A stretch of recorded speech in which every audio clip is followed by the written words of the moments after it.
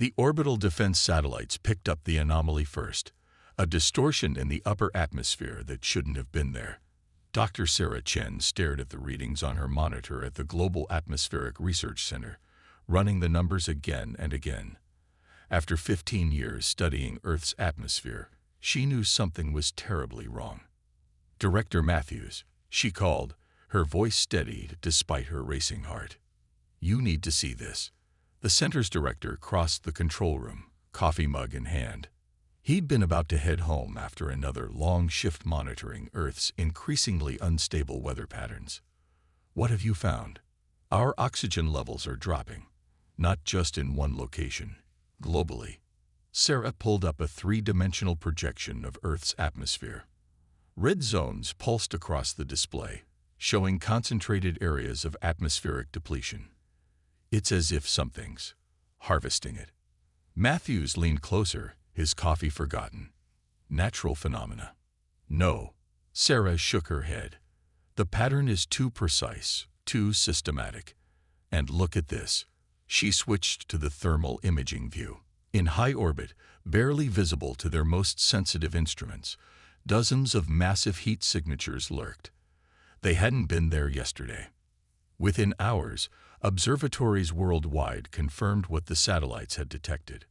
Earth was being visited, but not in any way humanity had imagined. These weren't ambassadors coming in peace or invaders launching a direct assault. These were resource gatherers, treating Earth's atmosphere like an open mine. The first public sighting came from a commercial pilot over the Pacific. Captain Laura Hayes was flying a routine Sydney to Los Angeles route when her co-pilot pointed out what looked like a sheet of liquid mercury descending from above. The massive structure, nearly transparent but catching the sunlight like polished metal, extended what appeared to be collection tendrils into the atmosphere below. "Auckland Control," Hayes reported, her voice remarkably calm. "We have visual confirmation of atmospheric anomalies at flight level 450. Requesting immediate guidance." But there was no guidance to give. As similar reports flooded in from around the globe, the world's governments scrambled to respond. Military jets scrambled only to find their engines failing as they approached the collection zones. Missiles launched at the entities detonated harmlessly against what appeared to be energy shields far more advanced than anything Earth had developed. In Washington, Beijing, Moscow, and every other capital, leaders faced the same horrifying reality. Humanity was helpless against this silent invasion. The aliens, if that's what they were, hadn't bothered to communicate. They simply began taking what they wanted, treating Earth's population like insects too insignificant to acknowledge. Dr. Chen found herself rushed to an emergency United Nations session, explaining to a room full of frightened world leaders exactly what they were facing. At current harvesting rates, they'll reduce Earth's oxygen levels by 5% within a month. Within 6 months, we'll see mass extinction events beginning in the most vulnerable ecosystems. Within a year, she let the sentence hang, knowing they all understood the implications. But it was what she said next that changed everything. "However, their harvesting technology gives us an opportunity. They're using a form of plasma containment we've theorized but never achieved. If we can understand it, replicate it, we might have a chance." In that moment, watching the faces of humanity's leaders shift from despair to desperate hope, Sarah realized humanity had entered a new era. The old rivalries and conflicts that had divided Earth for so long meant nothing now. They would work together, or they would die together. As she left the UN building that evening, Sarah looked up at the sky. The sunset had an odd quality now, the light distorted by the massive collection arrays above. A text message lit up her phone, a notification that she'd been appointed to lead Project Phoenix, effective immediately. The message included coordinates for a facility deep beneath the Antarctic ice. Humanity had always wondered if its first contact with alien life would lead to war or peace.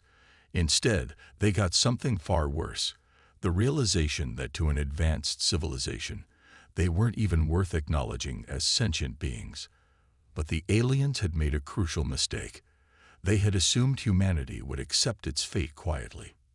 They were about to learn otherwise. The Antarctic Research Station hadn't existed on any official maps 6 months ago.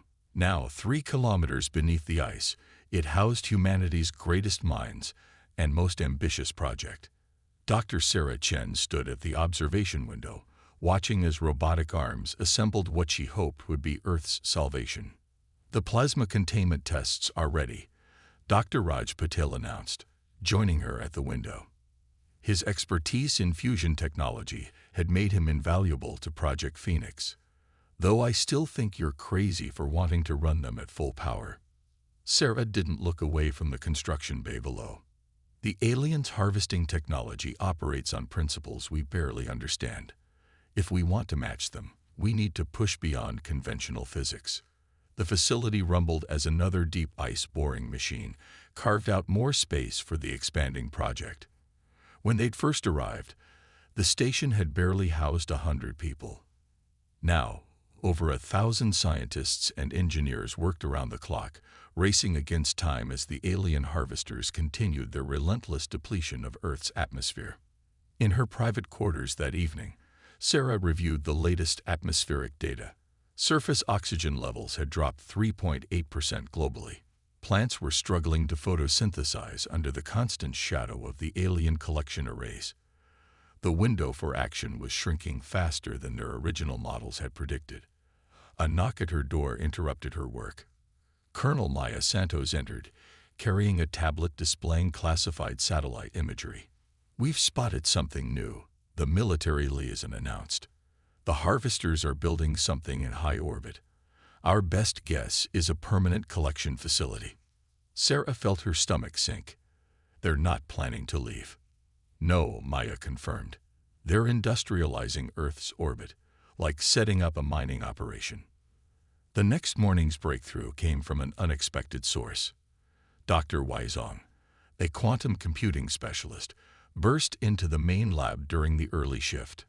"The containment field," he exclaimed, pulling up complex simulations on the main display.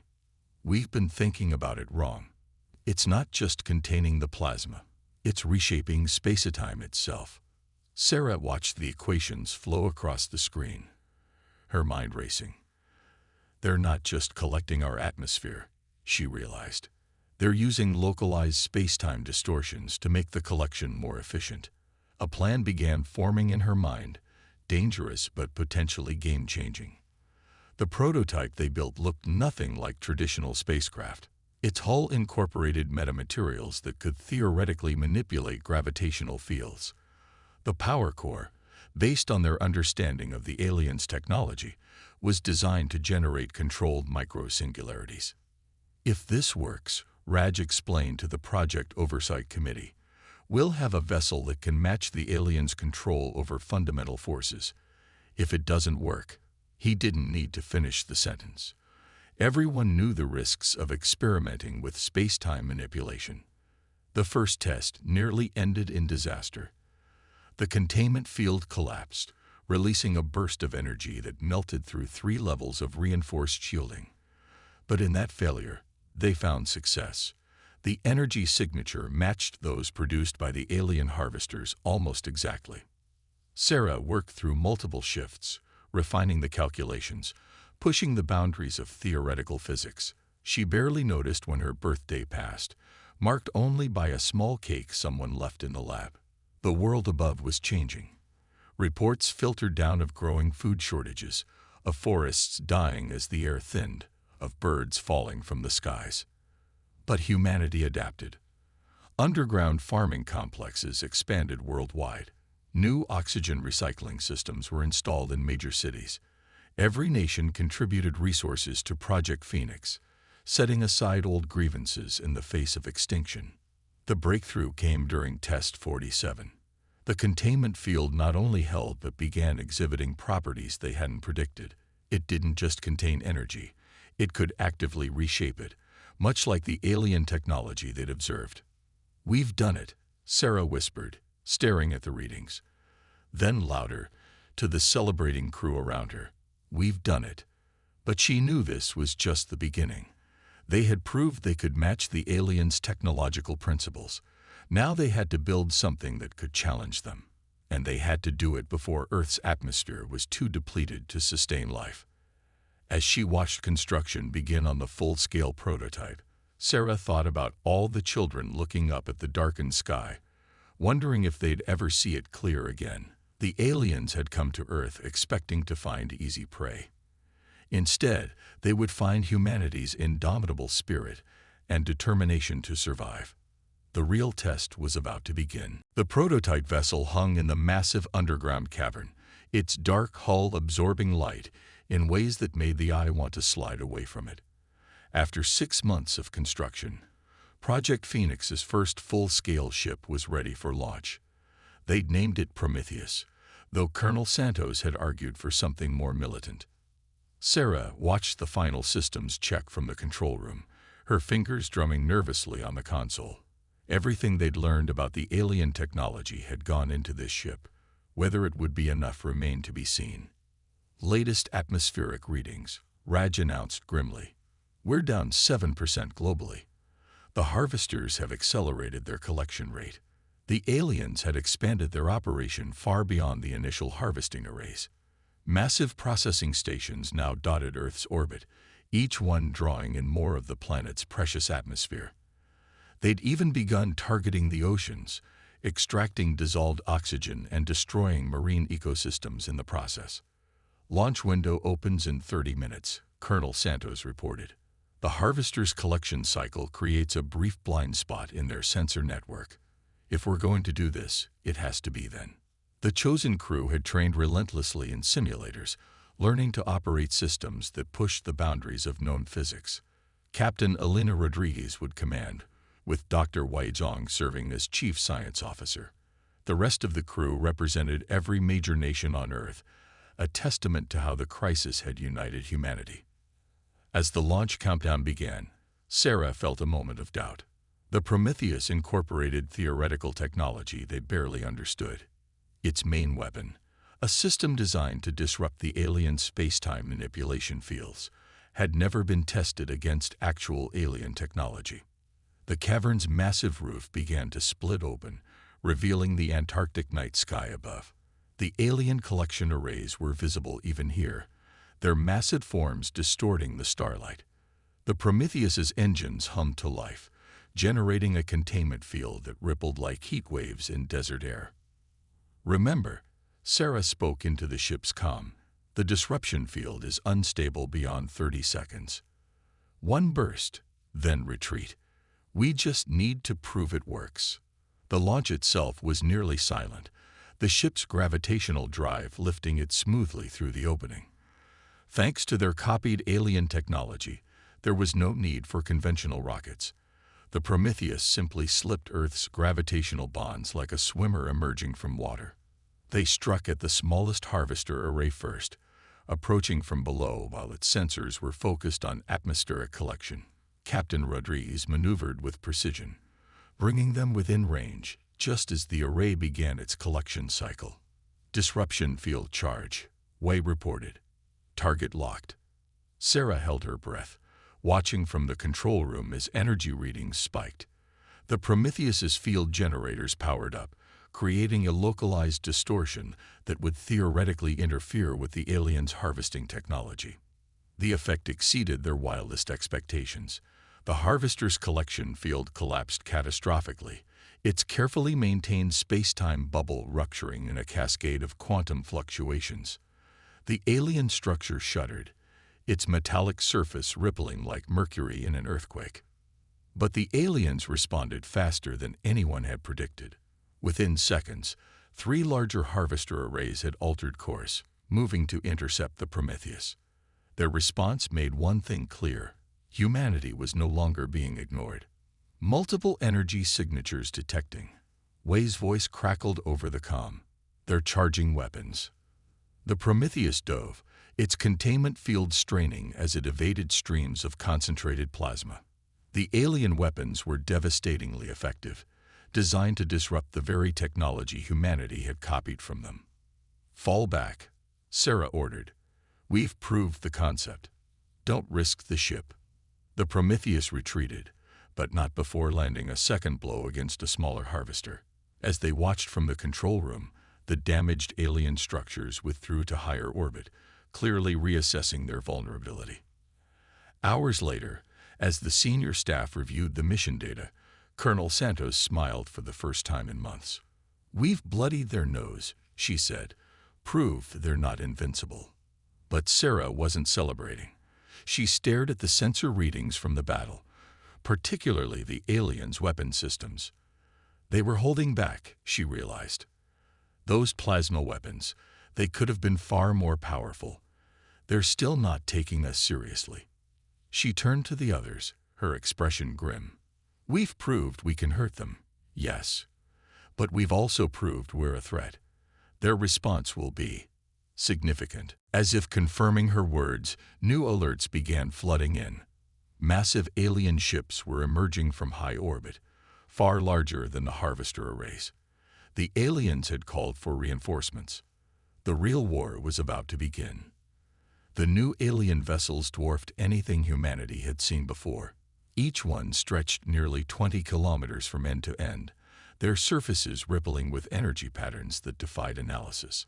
Within days, they had established a blockade around Earth, their presence turning day into perpetual twilight.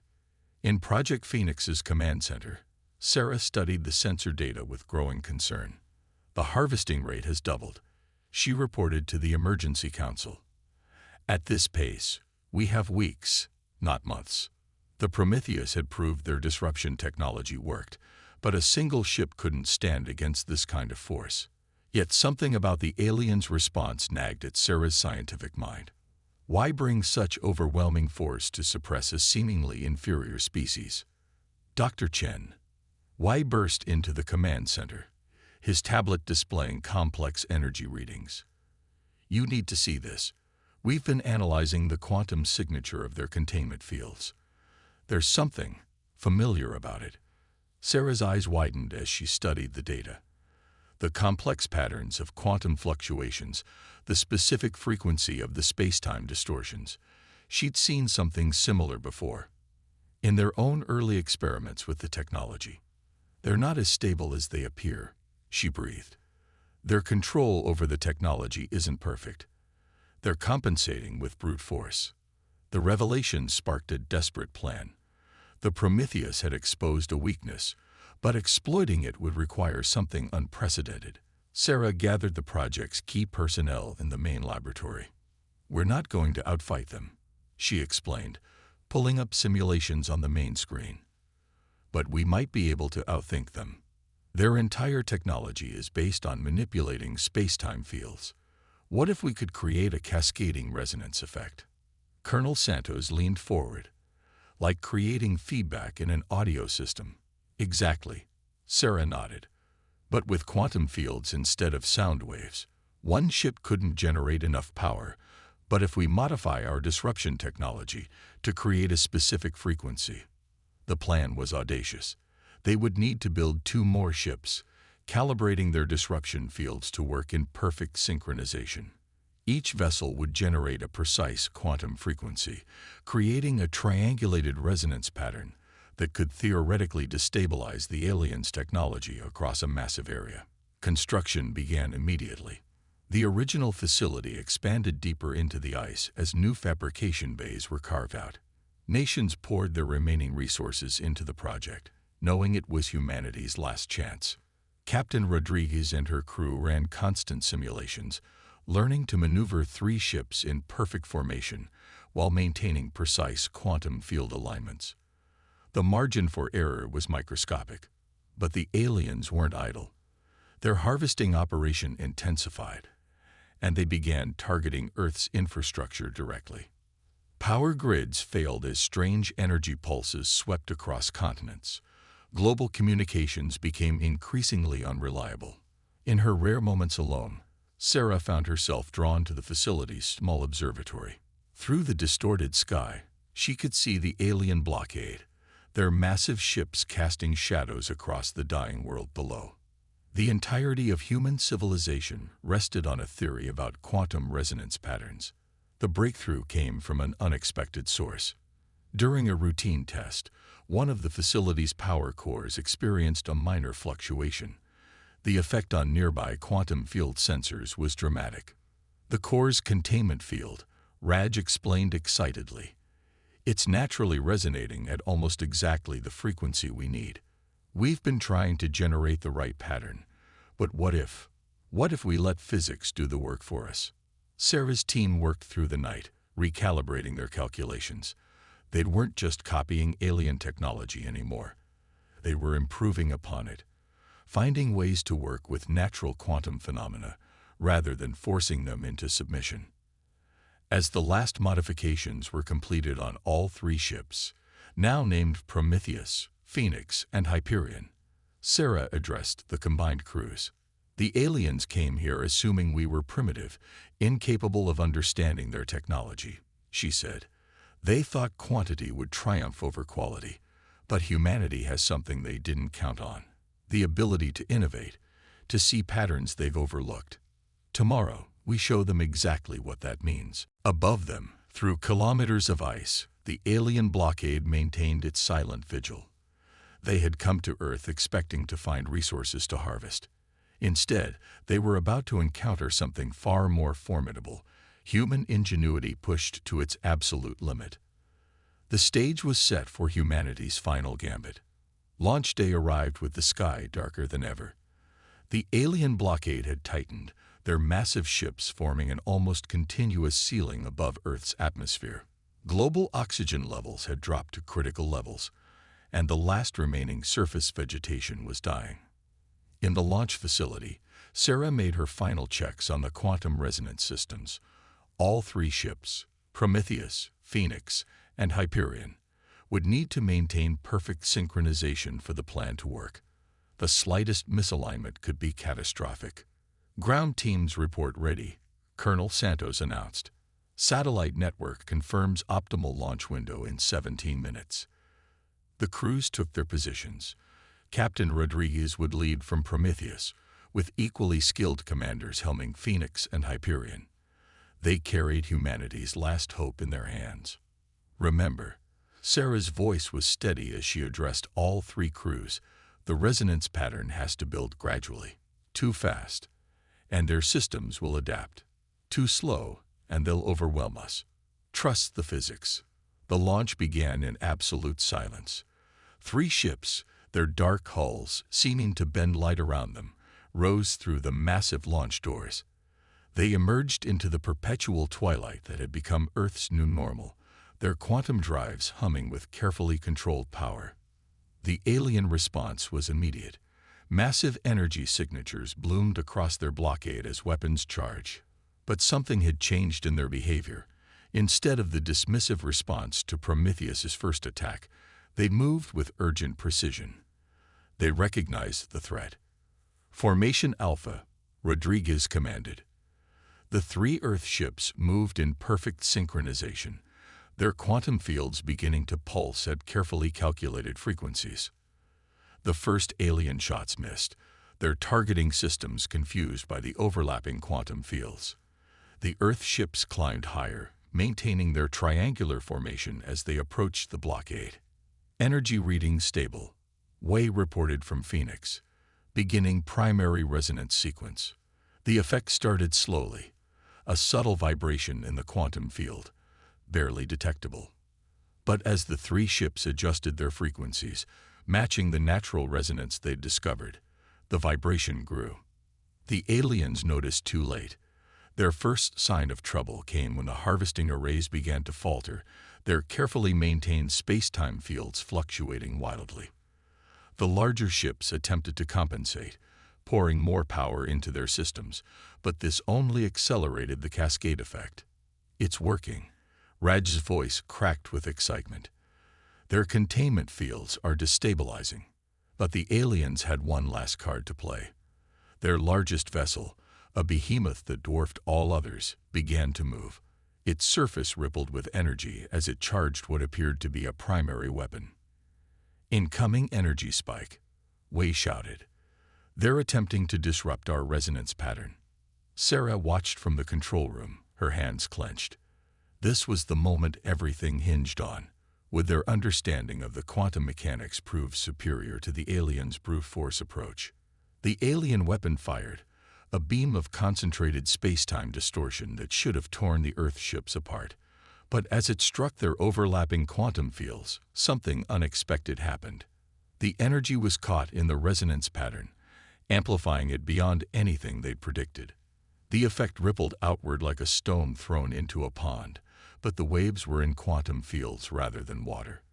Alien ships began losing containment, their supposedly superior technology unable to handle the cascading resonance effect. "This is Captain Rodriguez to all Earth forces." Her voice was calm despite the chaos around them. "Maintain formation. Push the advantage." The alien blockade was collapsing. Ships began retreating in disarray, their harvesting technology rendered useless by the quantum storm humanity had unleashed. The massive command vessel held out the longest, but even its powerful fields eventually succumbed to the resonance. As the last alien ships fled into deep space, their retreat was marked by a cascade of failing energy fields and destabilized technology. They'd come expecting to find primitive beings worthy only of being harvested. They left having learned a costly lesson about underestimating human potential.